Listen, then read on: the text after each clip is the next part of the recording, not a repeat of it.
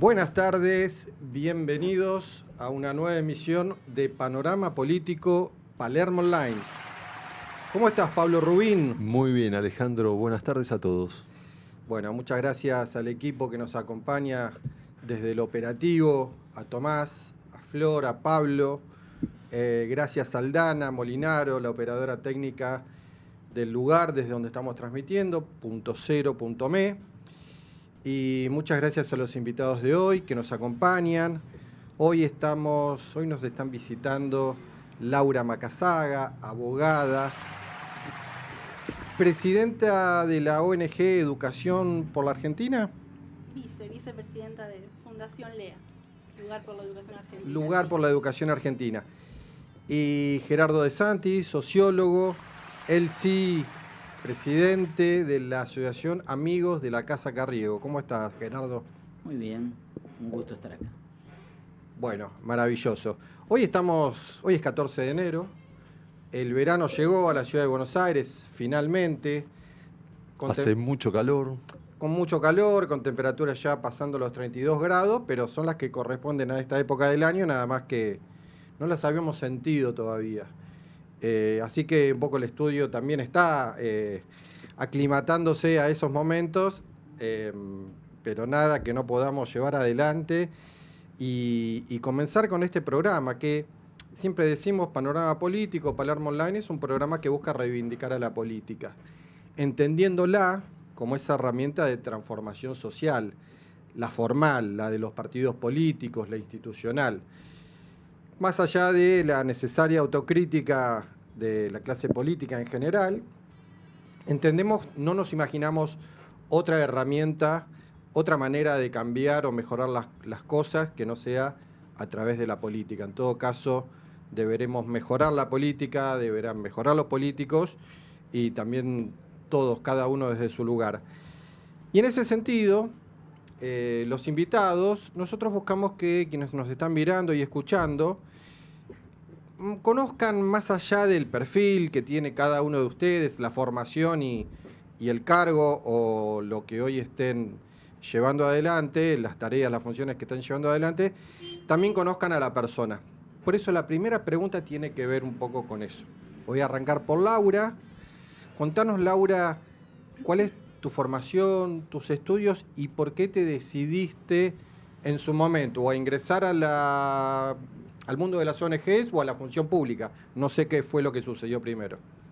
Bueno, primero, buenas tardes. Muchas gracias por el espacio y por la invitación.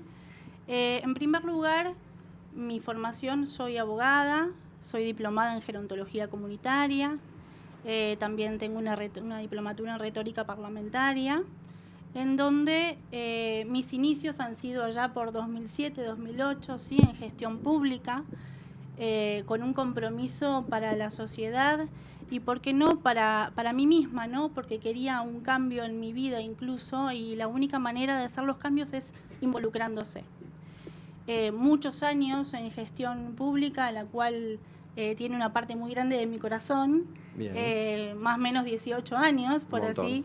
Pero también hace 5 años fundamos con una gran compañera y amiga, que es la presidenta de la Fundación, Rosana Barroso, Fundación LEA, un lugar por la educación argentina, en donde es una fundación que es federal, que hablamos de los temas que nadie habla, que visibilizamos lo que está invisibilizado y también ayudamos a que hayan gestiones y que hayan temas sobre la mesa que tal vez no están vistos y poder trabajar y desde la mano de la política también hayan cambios y se generen estos cambios. Bien.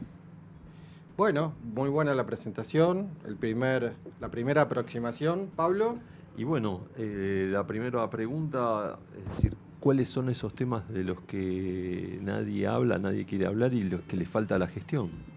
Mira, Fundación LEA lo que hace es trabajar mucho sobre ciudadanía digital. Es uno de los temas que están muy en auge ahora, entendiendo no solo el saber manejar las redes sociales o el mundo digital, sino conocer los peligros y las amenazas que hay dentro, ¿no? Ciberbullying, hablamos de grooming, hablamos de un montón de problemáticas que las conocemos, tal vez las tocamos de oído, pero cuando suceden no sabemos qué hacer o dónde recurrir.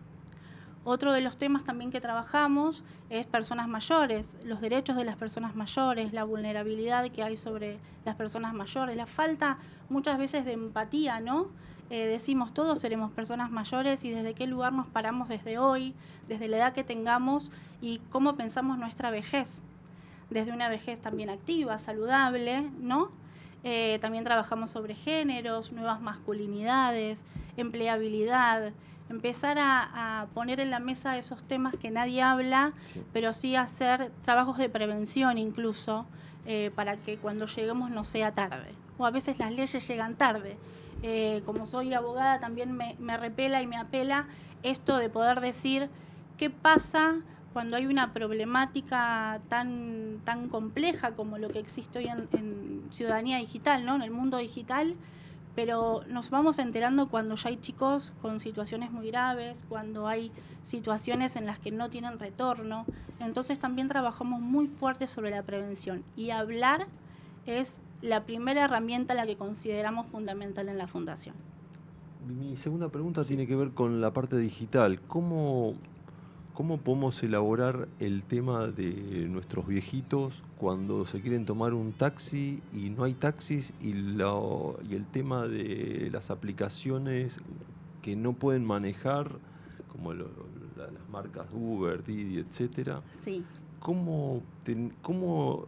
¿Cuál debería ser la política del gobierno con respecto a este tema del transporte? Inclusive es difícil para una persona mayor ir a tomarse hasta un colectivo, porque la misma parada, las gestiones, a través de las gestiones, separaron las líneas de colectivos que van para el mismo lugar y las dejaron alejadas. ¿Se entiende la pregunta? Sí, como que no es accesible para ellos. No hay nada accesible para los viejos. Sí, eso es, es algo que nosotros siempre lo planteamos, que no tan solo es hablar de los derechos de las personas mayores. La accesibilidad también es un derecho a la persona mayor. Entonces también hay que entender y ponerse en el lugar del otro, que una persona mayor tal vez no tiene un celular mucho más moderno en donde pueda bajar una aplicación con mayor facilidad, independientemente si sepa o no bajar la aplicación, ¿no? Porque siempre hay algún familiar, algún conocido que nos puede aportar esa enseñanza o guiarlos a cómo lo puedan llegar a solucionar.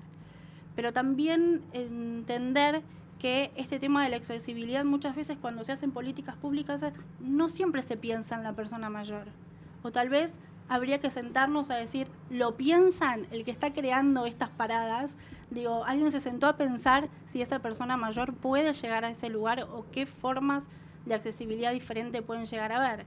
Entiendo las aplicaciones que vos me hablás, lo vivo en carne propia con mi padre, tiene 82 años, y no ha tomado un colectivo hace muchísimos años porque no sabe cómo. Pero también tiene que ver con esto de hablar, de explicarlos, de acompañarlos en la experiencia, porque para ellos es una experiencia nueva. No Sí, solo desarraigarlos y decir quedan fuera. Lo que yo viví, tanto con mis padres que ya fallecieron, era el problema de la tarjeta SUBE. No sabían cómo recargarla, dónde recargarla, cómo... ¿Dónde va en el colectivo? ¿Me Sí, subo al sí. colectivo y qué hago? Exactamente. Es Sí. decir, es una ciudad que no está preparada para la tercera edad. Mira, yo te lo voy a dividir en dos. La ciudad puede que no esté preparado, tal vez quien genera políticas públicas no está pensando exclusivamente en personas mayores. Puede ser. Probablemente, porque si no, no estaríamos debatiendo esta situación.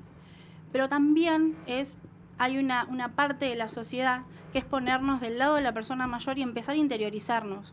¿Cuáles son las cuestiones o las barreras que ellos sienten para poder acompañar? Yo te pongo el caso de mi papá. De una forma u otra es acompañarlo a tomarse un colectivo y poder enseñarles dónde va la tarjeta. Una vez, un ratito, eso también se puede hacer. Y no solo depende de las políticas públicas que hayan, sino también a veces de la sociedad en general o de las familias o de los amigos que pueden acompañar en ese proceso. Creo que va de la mano también. Bueno, vos sabés que yo cuando me voy a tomar el colectivo, a mí siempre me deja bien el 111, el 93, el 39, me deja cerca. Y por lo general están en la misma parada. Así que ahí tenemos una mirada diferente. Después vamos a ir al Metrobús, por ejemplo, ¿no? Que están juntos. Pero esos son detalles que seguramente hay que trabajar. Yo te quiero preguntar, hablabas de la educación por la Argentina, es una fundación federal. Si la educación está, los programas de educación, si están pensados para una Argentina de la producción, del desarrollo, para formar a gente en cuanto a al potencial que tiene la región donde la persona estudia, la ciudad y demás. ¿Por qué te digo esto? Hace unas semanas vino un emprendedor que tiene una plataforma digital y nos dijo, en verano, por ejemplo, no hay suficientes jardineros en el municipio de Escobar. Es una zona de country, ¿sí? Me pregunto si eso también es parte de un programa educativo, ¿no? Que en Escobar, que se pueda estudiar de todo, pero que se estudie fundamentalmente donde hay una salida laboral o donde hay una necesidad laboral. Lo mismo me lo imagino para cualquier sector del país, que tienen distintas regiones, tienen distintos potenciales desde lo económico. Entiendo que es fundamental formar formadores, ¿no? Valga la redundancia. Nosotros decir, llevar esta enseñanza, hay poco personal, vos me decís. Bueno, ¿qué hay que hacer o qué podemos hacer para que no solo que recaiga en ellos? ¿Por qué no armar formador de formadores? Aquel que ya sabe poder formar a otros que tengan el interés. O nosotros trabajamos mucho, si bien no es una temática exclusivamente nuestra de la Fundación, pero sí trabajamos mucho con gestión asociada. Trabajamos siempre con un otro. Por ejemplo, nosotros tenemos la experiencia de haber trabajado en La Pampa, por ejemplo, al ver este tema de ciudadanía digital, entendiendo que habían un montón de cuestiones que no estaban vistas o que no estaban trabajadas, y se pudo encontrar la manera de que haya una normativa a que obligue, de cierta manera, a los docentes o a las personas que tengan de interés en poder conocer y en poder formarse sobre esta problemática para poder interiorizarse y no solo ser una persona que va a una charla a escuchar o aprender algo en ese momento, sino poder formarse y ser multiplicador de esas enseñanzas. Acá entiendo que podría ser muy útil esto mismo, el hacer formador de formadores, porque con la educación y con la formación yo creo que es el camino, es Totalmente. el único motor de la transformación social. Muy bien. Bueno, ¿vamos con Gerardo? Vamos con Gerardo. Pues Gerardo, contanos, sos sociólogo, tenés otras especialidades también. Yo soy sociólogo, formado en la década de los años 70, 70, Facultad de Filosofía y Letras. calle Puan.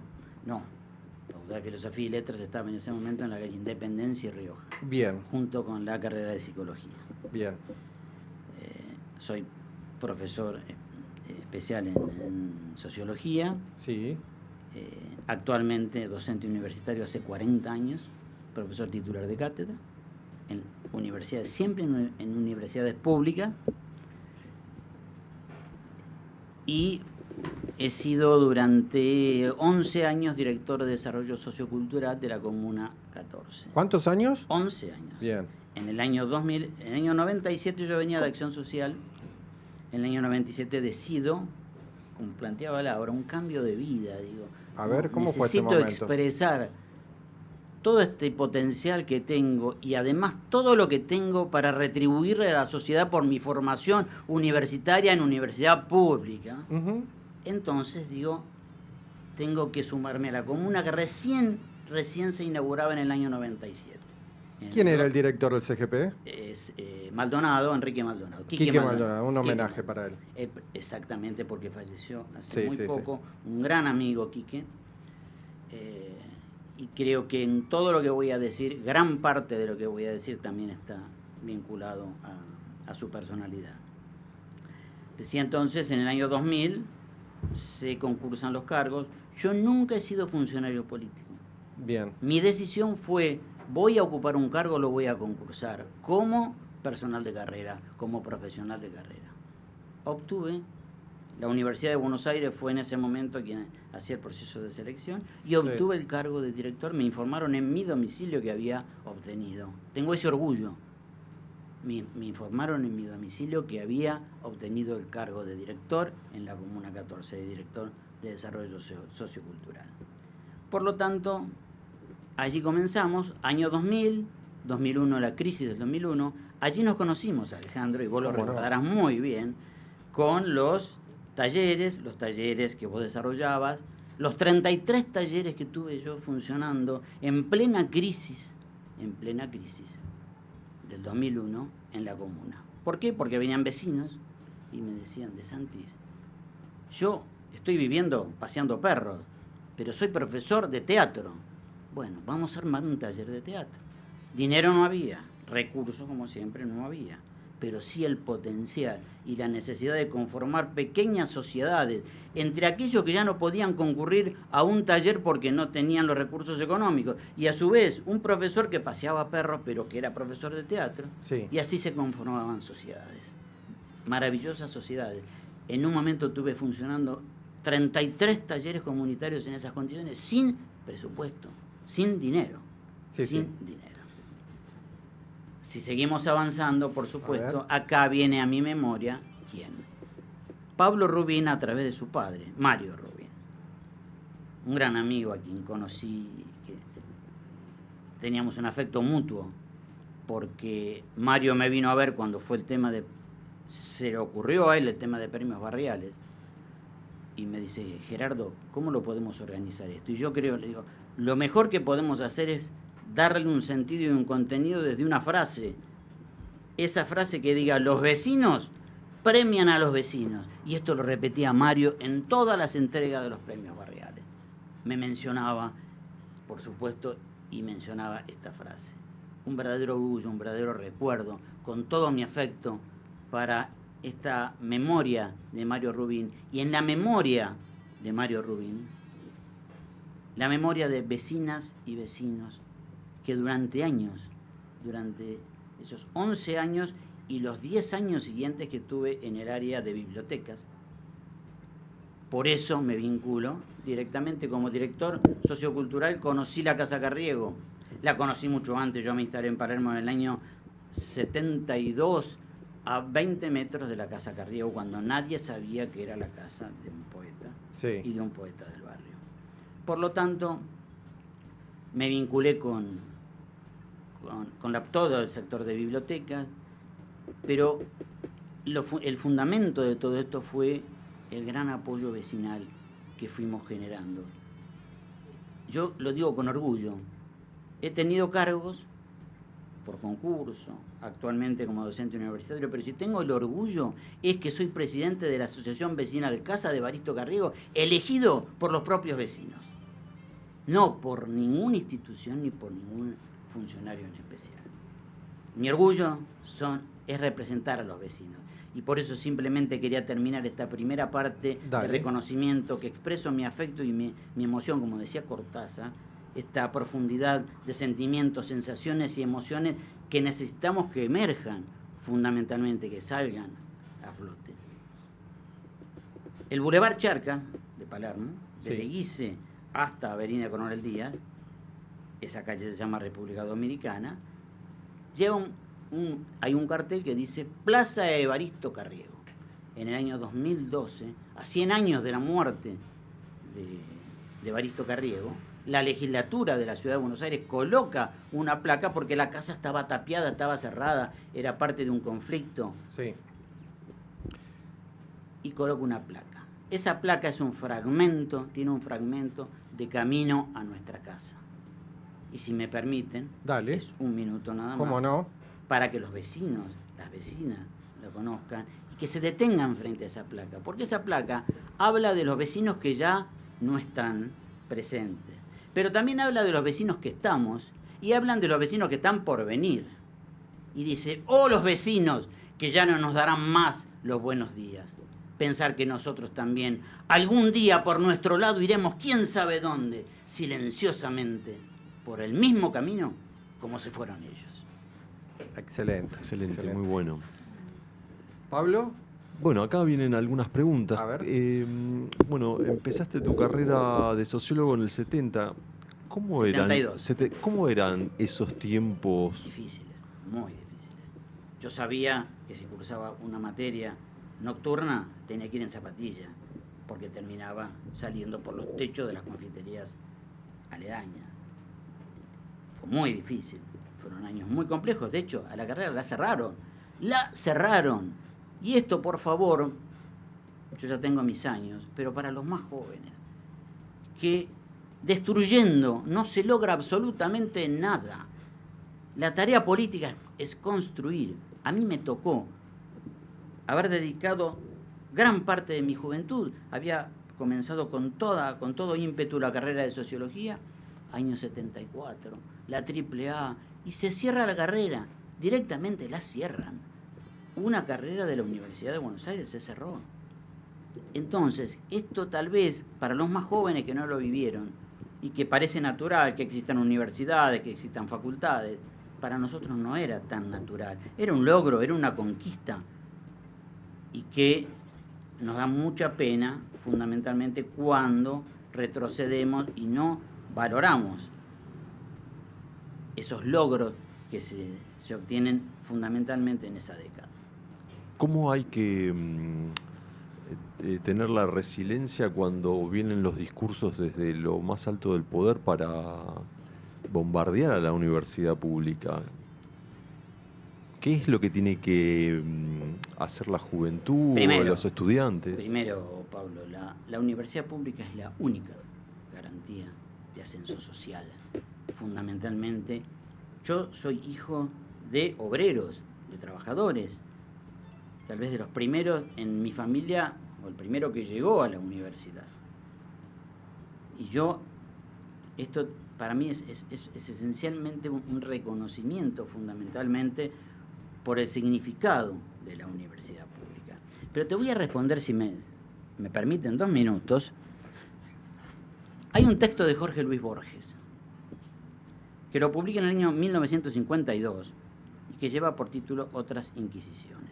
En ese texto, Borges publica un texto que lleva por título La muralla y los libros. Todos sabemos que Borges, el género que desarrolla es la literatura fantástica. Por lo tanto, hace una conjunción, y perdón porque tengo una profunda admiración por este personaje, Jorge Luis Borges, que nos llena de orgullo como argentinos. A veces valoramos una cantidad de representantes o referentes. Yo tengo el orgullo de tener la misma nacionalidad que Jorge Luis Borges. Me llena de orgullo. Y Jorge Luis Borges escribe desarrollando una metáfora a través de la muralla y los libros. ¿Y qué dice? Lo voy a hacer de una forma muy sintética. Que a un emperador chino se le ocurrió en determinado momento hacer una larga muralla extensa. ¿Para qué? Para protegerse de aquellos que podían invadir el imperio. Y a su vez, ¿qué hizo en la parte interna de su imperio? Mandó quemar todos sus libros. Todos los libros. Bajo pena concreta aquel que no quemaba sus libros. ¿Qué trataba de hacer? Quemar la historia, eliminar la historia, eliminar el pasado. Hay algo que no contó el emperador, que las sociedades, los hombres, las mujeres, amamos profundamente nuestro pasado. Pueden quemar los libros que quieran, pero nosotros vamos a seguir amando el pasado. Y el pasado es eso, es precisamente aquello que nos permite seguir viviendo. Recién Laura hablaba de una cultura que no reconoce a los adultos mayores. ¿Cómo va a reconocer a los adultos mayores si en realidad tenemos la gran dificultad de reconocer nuestro pasado, nuestra historia? Cuando a mí me dicen, pero Gerardo, 10 años de esfuerzo llevó recuperar la Casa Carriego. En el 2012 se cierra, el 28 de enero del 2022 se reabre la casa. Una casa, 10 años de esfuerzo. Es que es nuestra historia, es nuestra vida. La Casa Carriego no es un inmueble, es un gran corazón que late ahí en el centro de Palermo, que viene desde el recorrido del Boulevard Charcas, Plaza Güemes, allí donde se reunían Carriego, Nicanor Paredes, designado así por Borges, porque en realidad su nombre era Nicolás Paredes. Es una leyenda. Borges dice, una leyenda es un hecho que solo circunstancialmente no es real, pero que permite ir de boca en boca y recorrer el mundo. Las leyendas son parte de nuestra identidad y de nuestro pasado. Así comenzamos por el Boulevard Charcas y Plaza Güemes, pasamos por la Casa Carriego, la placa que puso la legislatura, llegamos hasta Honduras por la Casa Carriego. Seguimos por Honduras y llegamos aquí a Honduras y Borges, Honduras y Serrano, en donde vivió Julio Cortázar, el nombre Julio Cortázar, enorme Julio Cortázar. Seguimos por Borges y está al 2135, la que fue la casa de Jorge Luis Borges. Llegamos a Santa Fe, intersección Botánico, Avenida Las Heras, Avenida Santa Fe y Avenida Las Heras. Allí donde nace, en donde termina el Botánico, el Jardín Botánico. Allí, en Las Heras y la Finur, está la casa en donde murió Macedonio Fernández, el hombre y el escritor más admirado por Jorge Luis Borges. Y seguimos por Las Heras y llegamos al Parque Las Heras, en donde escribió la maravillosa María Elena Walsh, Fantasmas en el Parque, allí sentada en el parque. Miren si tenemos pasado, si tenemos historia, si tenemos esto tan rico que es nuestra vida. Gerardo. Tremendo. Y eso que la pregunta tenía que ver con la universidad pública, ¿no? Pero pero la contestó tremendo, con mucha mucha pasión. Es un viaje gratuito que nos haces por el barrio y por la historia y sumamente agradecidos. Me gustaría otra pregunta más. Tiene que ver con una foto, la foto de Borges saliendo de la Casa Carriego. ¿Vos más o menos sabés en qué momento fue esa foto de Borges saliendo de la Carriego? Esa foto es una foto que continúa a otra foto. Si vos, Pablo, entras en los portales de literatura, googleando, te vas a encontrar con una foto en la casa de Jorge Luis Borges, en donde están Jorge Luis Borges, presidente de la Asociación Amigos de la Casa de Evaristo Carriego, año 1975, 7 de mayo de 1975, 7 de mayo, el día que nace del nacimiento, 7 de mayo de 1883, nace Evaristo Carriego. Nace Evaristo Francisco Estanislao Carriego Llorelo. Para nosotros, Evaristo Carriego, para nosotros los palermitanos, nuestro querido Carrieguito. Esa foto complementa a la foto de la casa de Jorge Luis Borges, en donde están sentados Jorge Luis Borges, el presidente, él sería el presidente honorario de la Asociación Amigos, un presidente ejecutivo, José María Miaravilla, quien vivió muchos años, no era escritor, sino artista plástico. Vivió en Costa Rica y Malavia.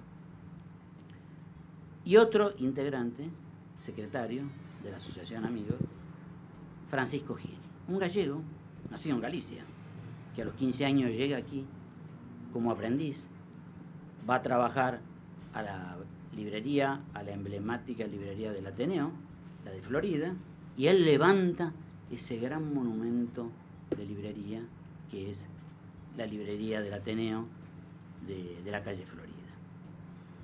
Esas fotos, ese día, ese 20 de diciembre de 1975, Francisco Gil, José María Miaravilla y Jorge Luis Borges estaban festejando, celebrando la declaración por parte de la entonces Municipalidad de la Ciudad de Buenos Aires, la declaración por la ley 21200, la declaración de utilidad pública de la Casa Carriego, sujeta a expropiación y compra. ¿Cómo no vamos a trabajar nosotros por la Casa Carriego? ¿Cómo no vamos a tomar ese legado? Hemos tomado el legado de la Asociación Amigos y hemos conformado esta asociación vecinal que seguimos con los postulados. Esa foto de Borges tomado a la reja es precisamente en ese mismo mes en que el gobierno, en ese momento la municipalidad de la Ciudad de Buenos Aires, le va a hacer entrega al presidente de la Asociación Amigos de la Casa de Evaristo Carriego de las llaves de la Casa Carriego, para que en 1979 comience a funcionar como biblioteca y en 1980 como Casa de la Poesía. Bueno, muchísimas gracias. Bueno, gracias por ilustrarnos, Gerardo. todo eso no lo sabía. Llegamos a la mitad del programa. Perfecto. Así que vamos a ir con una tanda, publicidad de la radio y luego volvemos. Muchas gracias. Bueno, acá seguimos.